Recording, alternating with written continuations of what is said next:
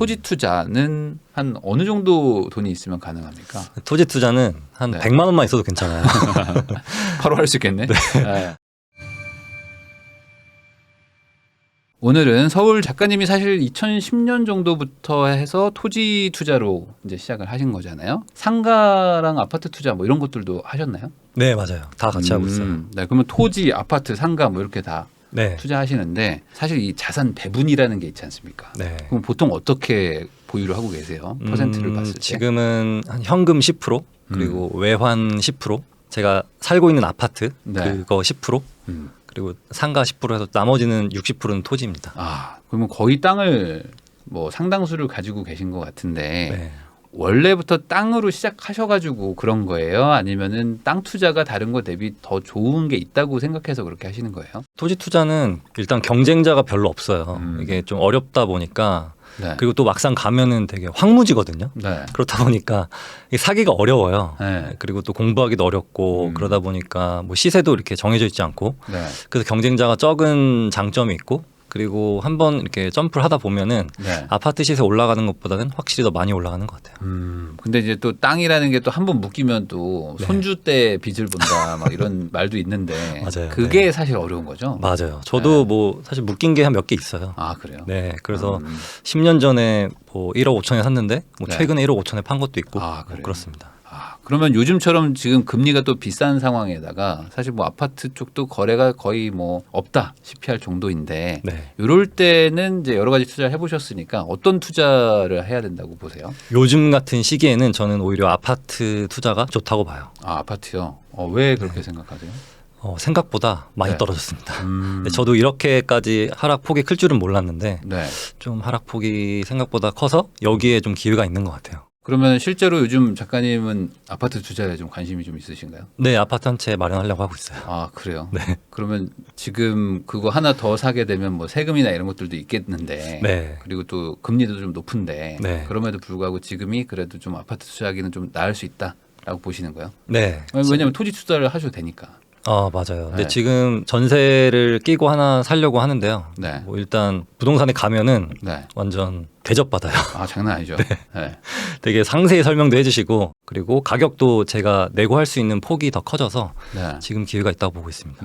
그러면은 지금 현금이 좀 많은 분들은 기회를 삼아서 좀 접근할 수 있겠는데 네. 또 다른 분들은 없을까요? 뭐 자금이 좀 부족하면은 이번 기회에 어떤 부동산이 많이 떨어지고 네. 그리고 어떤 부동산이 안 떨어지고 이거를 좀 구분하셨으면 좋겠어요. 네. 그래서 뭔가 한 가지 호재로 오른 곳들 있잖아요. 네. 뭐 예를 들면 뭐 GTX 음. 우리가 언제 탈지 모르는 그 GTX가 네. 이것 때문에 뭐 갑자기 4, 5억씩 점프업하고 이러는 아파트들이 꽤 많았는데 지금 그게 다 빠졌거든요. 네. 그래서 무엇이 진짜 입지가 좋은 곳이고 그리고 무엇이 입지가 좀 안 좋은 곳이고 이런 것들을 판단하실 좋은 기회인 것 같습니다. 그런데 사실 작가님은 그 직장인 투자자로서 또 그 소설책을 보신 분들이 좀 많으니까 서울 네. 자가의 대기업 다니는 김 부장 이야기가 진짜 한때 엄청 막 모든 커뮤니티에 막 다 키워드를 막 다 잡아가지고 엄청나게 떴었었잖아요. 이 소득이 좀 일정해가지고 좀 안정적이기는 하지만 사실 소득이 늘어날 수가 없는 게 또 직장인 분들이잖아요. 맞아요. 근데 이런 분들이 사실 요즘 같은 고금리에 네. 그러면 부동산 투자를 할 수 있는가 이거에 대해서 좀 걱정을 하고 있는 분들이 많을 것 같은데 어떻게 생각하세요? 저는 고금리 이런 대출 때문에 이자가 부담스러우신 분들은 네. 좀 기다리시는 게 맞다고 보고요. 네. 제 철칙이 있는데 네. 제가 이 대출을 상환하는 데 있어서 제 소득의 한 33% 정도가 딱 적당하다고 보고 있어요. 그럼 이자랑 원금까지? 이자만요. 이자만. 네. 그거를 넘어가는 수준의 대출을 받게 되면은 네. 좀 생활도 어려워지고 또 마음이 조급해질 수 있거든요. 네. 네, 그래서 약간 자금이 부족하신 분들은 음. 조금 더 이번 기회에 절약을 하셔서 좀 더 네. 모아서 옥석을 가린 다음에 네. 그쪽 시세를 좀 주목하셨으면 좋겠어요. 뭐 수도권 쪽이라고 한다면 네. 직장인 분들한테 물론 다 케이스 바이 케이스겠지만 네. 그래도 한 요 정도 돈은 모으고 시작을 하면 좋겠다라고 음, 볼 게 있을까요? 어느 정도 기준이? 뭐 한 두 분이 합쳐서 네. 한 1억 정도를 모으신 다음에 네. 그리고 뭐 대출 조금 받아서 수도권 지역에 좀 매수를 하시는 게 어떨까 싶어요. 또 보셔야 될 지역이 어디냐면 좀 네. 많이 빠진 곳들 있잖아요. 네. 그런 곳들을 좀 보셨으면 좋겠어요. 한번 많이 올라갔던 곳들 중에 많이 빠진 곳들, 네. 막 이런데. 네, 그래서 순위를 정하자면 네. 입지는 좋은데 많이 빠진 곳. 네. 그리고 두 번째는 입지는 떨어지는데 많이 빠진 곳. 네. 그리고 세 번째는 입지는 좋은데 덜 빠진 곳. 네. 그리고 네 번째는 입지는 안 좋은데 안 빠진 곳. 그러니까 거래가 안 돼서 안 빠진 네. 곳. 네.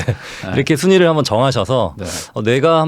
내가 지금 보고 있는 곳, 관심 있는 곳은 과연 1번인가 2번인가 이거를 좀 확인하셨으면 좋겠어요. 그러니까 예전에 한번 확 올라갔던 데든 네. 어찌 보면은 미래에도 그 가격을 다시 갈 수도 있을 만한 어떤 호재가 있었기 때문에 올랐을 거잖아요. 맞아요. 네. 근데 이제 그 호재가 이제 당장 안 되겠구나, 아니면 뭐 호재가 없어졌구나라고 생각하면서 다시 또 급격하게 빠지거나 막 공급도 많고 했는데 결론은 그래도 거래가 좀 되니까 네. 거래가 되니까 이제 하락이라도 찍히는 건데 네. 아까 말씀하신 4번은 거래도 안 되고 어떤 희망도 없고 약간 그런 지역인가라고 봐야 될까? 네, 제가 예를 한번 들어보면은 네. 지금 그 루원시티에 네. 새로 들어오는 아파트들이 몇 개 있거든요. 네. 근데 거기 제가 그 국토교통부 사이트 들어가서 봤는데 네. 11월 달에만 한 거의 100건 그리고 12월 달에도 한 150건 이렇게 찍힌 네. 거예요. 거래 그래서 좀 되죠. 그쪽은 거래가 엄청 활발하더라고요. 그래서 보니까 34평이 한 4억 초중반이었어요. 네. 사람들의 느끼기에는 새 거에 음. 그리고 뭐 7호는 연장이 되고 뭐 네. 한 4억 초반 이 정도면 괜찮다라고 생각하는 것 같아요. 왜냐면은 새로 분양하는 아파트들은 원가가 너무 올라버려서 네. 이제 이 정도 시세로 분양하기가 어렵거든요. 네네. 네, 그래서 어느 정도 기준을 가지신 분들은 다 알게 모르게 거래를 네. 하는 것 같더라고요. 네. 그러면 지금 최근에 막 대출도 막 풀어주고 네. 오늘 또 발표 난 게 특례 보금자리론 해가지고 9억 이하는 네. 뭐 소득 거의 안 따지는 수준입니다. DTI 60%니까 네. 거의 안 따지고 뭐 신용대출 받고 하면은 한 대출만 한 5, 6억도 막 해주는데 네. 그러면은 현실적으로 막 9억대들을 접근할 수 있는 분들도 있거든요. 네. 거기다 뭐 생애 최초 대출 뭐 더 풀어주는 것도 있고 이런 분들한테 아직 고금리지만 나는 뭐 고금리 괜찮아 감당할 수 있어 엄마가 반 내줄 거야 뭐 이런 분들이라면 네. 수도권 내에서 좀 어느 지역 추천하고 싶으세요? 저의 경쟁자들을 뭐 많이 생기게 하는 그런 건데 저는 네. 일단 철산동 좋아합니다. 광명시 철산동. 광명 쪽. 네. 네.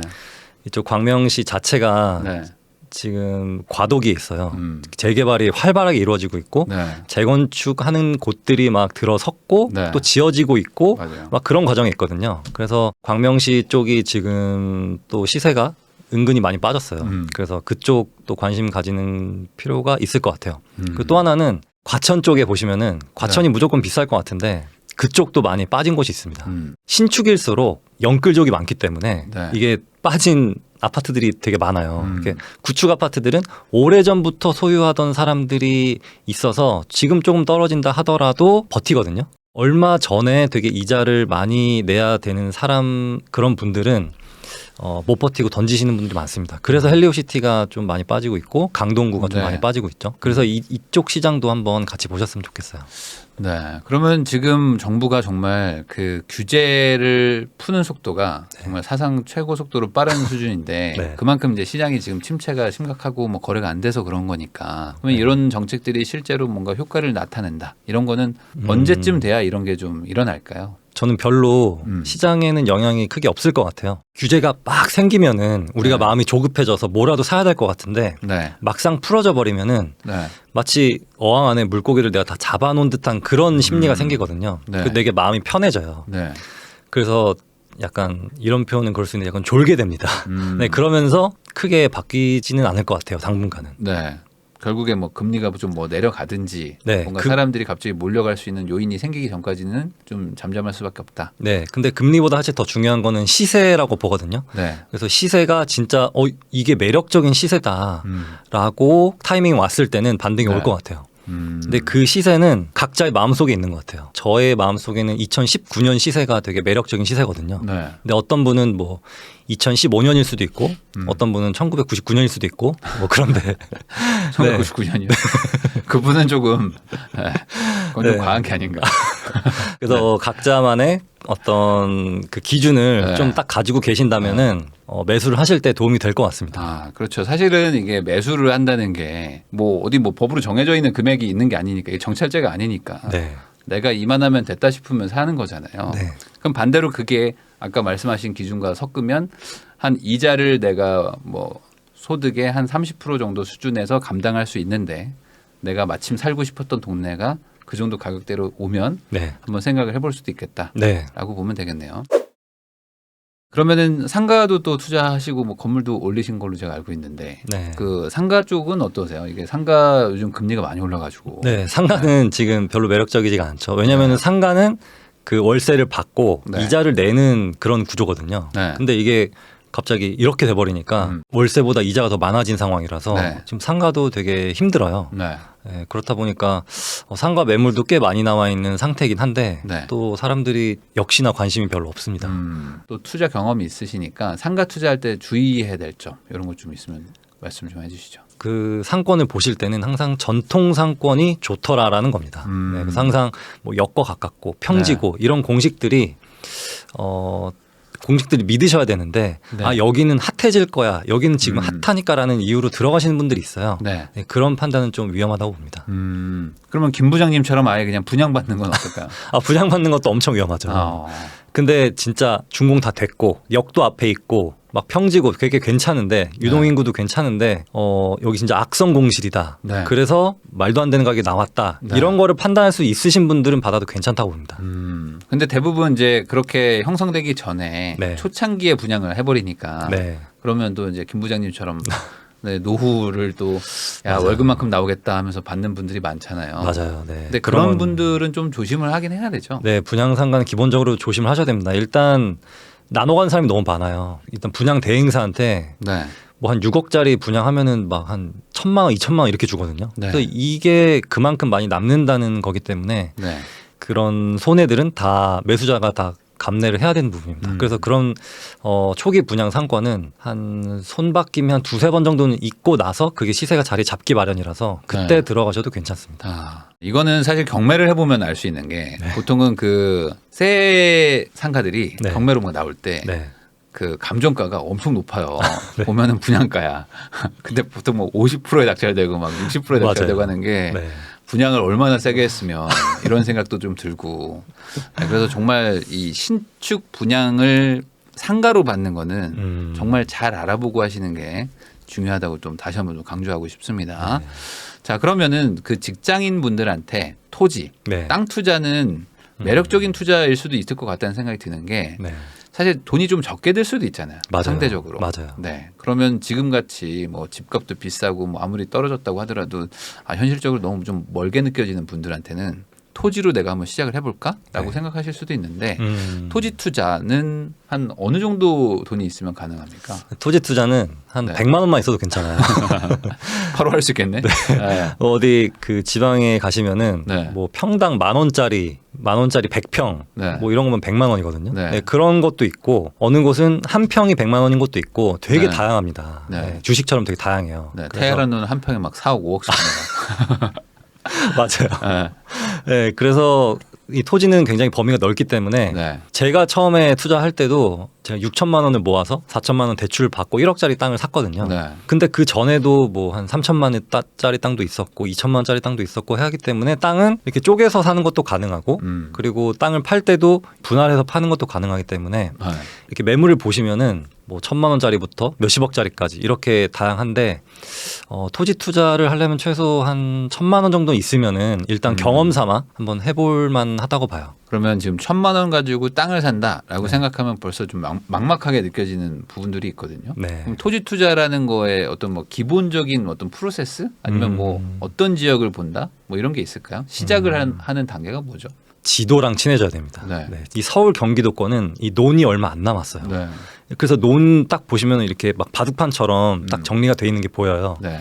그래서 그쪽을 한번 유심히 보시고 네. 그쪽도 임장도 가보시고 근데 경기도권은 대부분 논들은 아직 다 그린벨트거든요. 그래서 근데 그린벨트도 거래가 충분히 가능한데 네. 이쪽 그린벨트 시세가 아무래도 일반 그 비그린벨트 지역보다는 저렴하거든요. 네. 그래서 이쪽 지역도 한번 고려해 보시면서 네. 계속 공부하시다 보면은 아 여기 시세는 평당 뭐 한 80만 원이다 이런 게 감이 잡히거든요. 어느 정도 그 첫 경험을 하시고 나면은 되게 아마 많은 걸 느끼실 거예요. 아, 근데 땅은 또 사면 그러니까 살 땐 내 맘이지만 팔 땐 내 맘대로 안 된다고 네. 얘기하는 분들도 많은데 네. 좀 잘 팔릴 수 있는 땅을 고르는 게 가장 핵심인가요? 맞아요. 일단 도로가 가장 중요합니다. 네.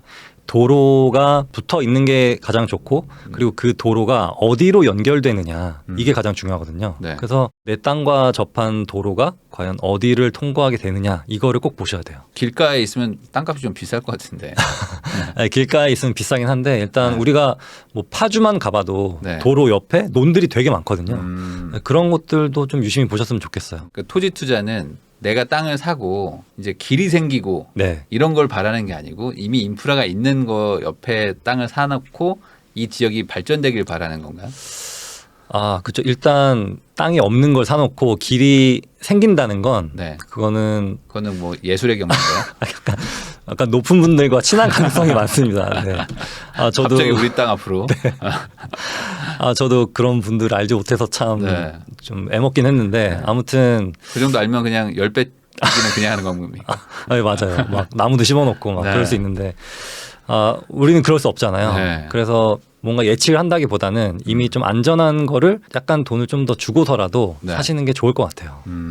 그러면 땅도 네. 급매나 급급매들이 좀 있어요. 있는데요. 네. 이거는 그 부동산과 굉장히 친해져야 돼요. 아. 우리가 이렇게 경기도 외곽 쪽을 가다 보면은 네. 뭐 땅, 토지 전문 이런 곳들이 있어요. 네. 근데 그런 분들은 진짜 토지만 하거든요. 네. 그래서 그분들하고 좀 친해지시면서 나 여기 진짜 살 거니까 네. 뭐 리스트 뽑아달라 아니면 네. 바로 연락 달라 막 그런 식으로 좀 관계를 맺으셔야 될 것 같아요.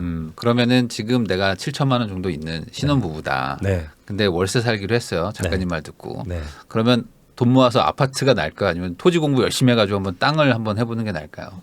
저는 땅을 한번 해보는 게 낫다고 봅니다. 제 경험상. 아 그래요? 네, 땅이 확실히 좀 돈이 되는군요. 네 그렇습니다. 어. 네. 평당 10만 원 하는 땅이 있어요. 네. 근데 제가 보기에는 평당 10만 원 굉장히 싸거든요.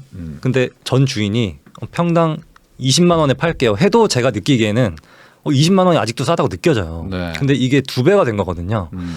그래서 이 시세가 되게 어떻게 보면 왜곡돼 있다고 하죠. 대부분 평당으로 계산하기 때문에 네. 이 전체 금액이 되면 약간 부담스러울 수 있지만 대부분 평당가로 계산하기 때문에 시세를 좀 올려받기도 편하고 네. 그리고 내가 살 때도 깎을 때도 내고가 가능해요. 어. 네. 그래서 여기서 매수자 입장에서는 깎는 그 퍼센테이지도 클 수 있고 또 파는 입장에서는 올릴 수 있는 퍼센테이지도 클 수 있기 때문에 느낌은 3만 원 깎은 건데 사실은 한 15% 깎은 거잖아요. 아, 네, 맞아요. 아주 후려친 네. 거잖아요. 지금. 3만 원만 5천 원만 빼주세요 하면은 그것만 해도 몇 프로요. 맞아요. 네. 그런 식으로 이제 평단가로 하니까 네. 뭐 그래야 그럼 뭐 깎아드리겠지만 사실은 막 몇 천만 원 깎아주고 맞아요. 이런 맞습니다. 거군요. 네. 그러니까 이게 아무래도 시세가 좀 네. 불투명하다 보니까 네. 그 안에서 좀 그 정보의 격차 때문에 네. 좀 싸게 파는 분들도 있고 네. 반대로 이 가격에 내가 사면 이거 분명히 괜찮겠네라고 또 기회를 보는 분들도 있는 것 같습니다. 그리고 또 하나의 그 문제점이자 장점인데요. 네. 지금 현재 토지를 가지고 계신 분들이 어르신들이 되게 많거든요. 근데 이 분들이 자녀분들한테 증여를 할 때가 됐어요. 네. 근데 이 자녀들이 보니까 바로 팔거나 네. 아니면 싸우거나 이럴 것 같다는 거죠. 네. 그래서 빨리 팔고 그냥 현금으로 증여를 하자라는 분들이 되게 많아요. 그래서 부동산에 가서 나 이거 그냥 빨리 처분해줘 이러시는 어르신 분들이 꽤 많습니다. 네. 네, 그래서 이때 이런 것도 금매 중에 하나가 될 수 있어요. 그러니까 땅도 금매가 분명히 있을 수 있고 네. 또 사실 소유자가 고령이라는 게 네. 사실 금매 요인 중에 하나이기도 하거든요. 네, 뭐 맞습니다. 빨리 뭐 증여하고 이렇게 다 처리하고 나는 그냥 쉬련다 하는 분들도 있으니까 그런 쪽도 한번 고민해 보시면 좋을 것 같습니다. 네, 그러면 지금 송 작가님도 유튜브 채널에서 뭐 많이 고민 해결도 해주고 계시는데 지금 이 상황에서 우리 이제 부동산 투자하는 분들한테 어떤 조언을 해줄 수 있는 게 있다면 뭐가 가장 좋을까요? 쫄지 말고 졸지 말라고 합니다. 아, 네, 뭐 이거 만든 말입니까? 쫄과 조를 맞추신 거네요. 네네. 네네네. 기억하기 쉬우시라고. 네, 어떤 의미입니까? 뭔가 금리가 올라서 너무 쫄지 말고 그리고 너무 떨어진다고 해서 쫄지 말고 네. 그리고 뭔가 다 풀어준다고 해서 졸지 말고 뭐 그런 뉘앙스인데요. 네. 이럴 때일수록 옥석을 가리고 그리고 네. 많이 떨어진 것에 대해서 기회를 찾으시고 좀 더 상급지로 갈아타기를 할 굉장히 좋은 찬스라고 보거든요.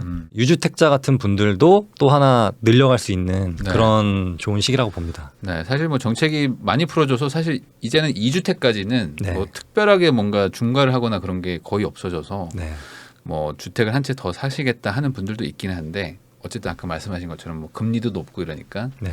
아 지금이 맞나? 뭐 이렇게 고민하는 분들은 있는 것 같아요. 네. 근데 결국엔 뭐 시간이 지나 보면은 뭐 아 그때 샀어야 됐는데 안 사길 잘했다. 뭐 이 둘 중에 하나겠죠. 맞습니다. 그러니까 네. 결국에 여기서 내가 어떤 판단을 하느냐 뭐 그게 중요한 것 같습니다.